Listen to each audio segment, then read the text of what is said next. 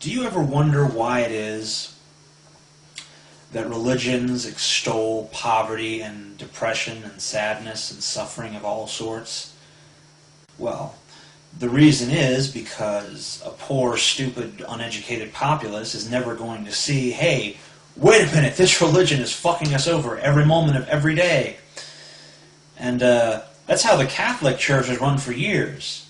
I mean, they, kept people poor.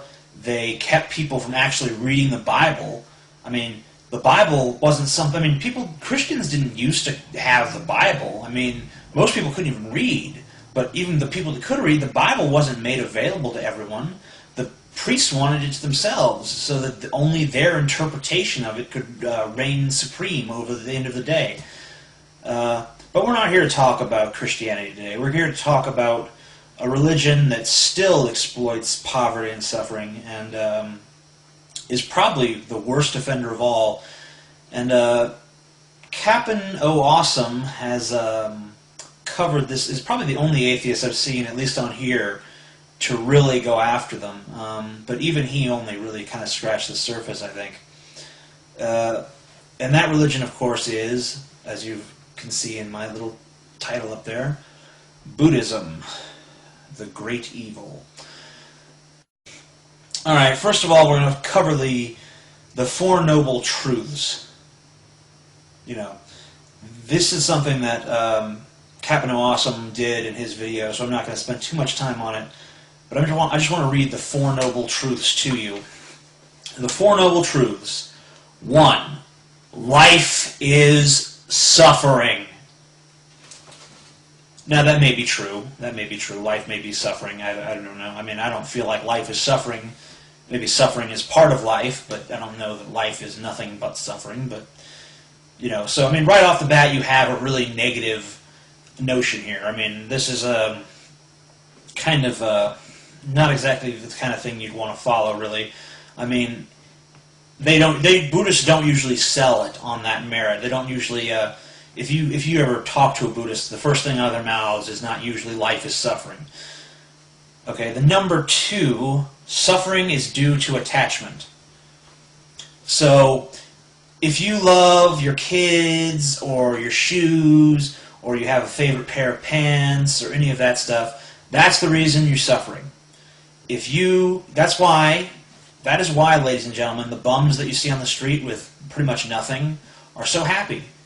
I mean, we've all seen them out there, with their rags, dancing around in the streets, celebrating how great life is without attachments, And then, even if they do get something, they just throw it away. They don't even want that. Like, you try to give them money. You try to give those bums money. You're just like, here, man, take some money. And they're like, no, I'm so happy without it. So, I mean, we're 2 fucking sentences deep into this religion, and it already stinks of about the most horrible bullshit you could ever imagine. 3, attachment can be overcome. Okay. 4, there is a path for accomplishing this. That's redundant. 3 and 4 say the same thing. When you say it's overcome, when you say that attachment can be overcome, that suggests that there's a way to accomplish this. It says the same thing. Buddha was fucking redundant as shit. Okay? It should be the 3 noble truths. It shouldn't be the 3 noble truths. We should do the 3 bullshit cockamamie lies. Alright, and then we have this 8-fold path shit. And a lot of these come across as being something that's really positive, but, we're able to fuck anything up, so... Let's see, number 1 thing in the Eightfold Path is, right view is the true understanding of the Four Noble Truths, which we've just shown to be pretty much bullshit. Number 2, right aspiration is the true desire to free oneself from attachment, ignorance, and hatefulness. It seems like it's getting really redundant now, because that was what the Four Noble Truths fucking said. So number 1 and number 2 are the fucking same. Right speech involves abstaining from lying, gossiping, or hurtful talk. Okay? we can all agree with that, I think, for the most part. I mean, lying is bad for the most part. I mean, sometimes a little lie can be good. I mean, you have to protect someone's feelings or something like that. You tell someone that her dress or her jeans or whatever the fuck she's wearing looks good when it actually looks like shit. You'd rather see her naked anyway. But that's besides the point. Anyway, gossiping, hurtful hurtful talk, rather. Yeah, so, I mean, nothing really wrong with that one. I mean, it's kind of altruistic, and that in itself is a little lame, but, well, whatever. We all have lofty goals from time to time. Right action involves abstaining from hurtful behaviors, such as killing, stealing, and careless sex. Well, that's pretty accurate. I mean, 2 out of 3. I mean, you're never going to see me speaking out against careless sex ever. Unless the message here is, careless sex is in, you end up having children, because, that's not good. Children are like the worst STD. But that's also besides the point. 5, right livelihood means making your living in such a way as to avoid dishonesty and hurting others, including animals. Yeah. So, if you do anything... Well, I mean, all the advertising jobs in America are gone. I mean, because you can't do those jobs without being dishonest. There's no lawyers tomorrow, so that'd probably be maybe a good thing on a superficial level, but when you actually think about it, probably not so much. Let's see.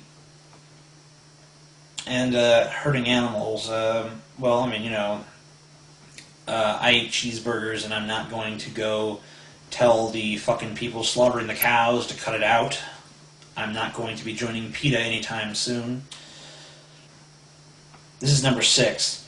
Right effort is a matter of exerting oneself in regard to the content of one's mind.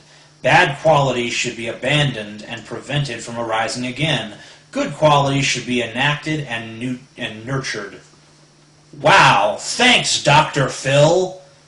If you have bad thoughts, just discard them and let the good thoughts in. I mean, this is the kind of simplistic view of the human psyche that you'd expect from some archaic-ass, ancient bullshit religion. And that's just what it is. But, I mean, the big problem here is that this religion has not adapted at all to fit in the modern world. It's a religion that literally has not evolved at all since its inception. And people actually do follow these exact fucking rules. Right mindfulness is the focusing of one's attention on one's body, feelings, thoughts, and consciousness in such a way as to overcome craving, hatred, and ignorance. Okay, look, you're not going to overcome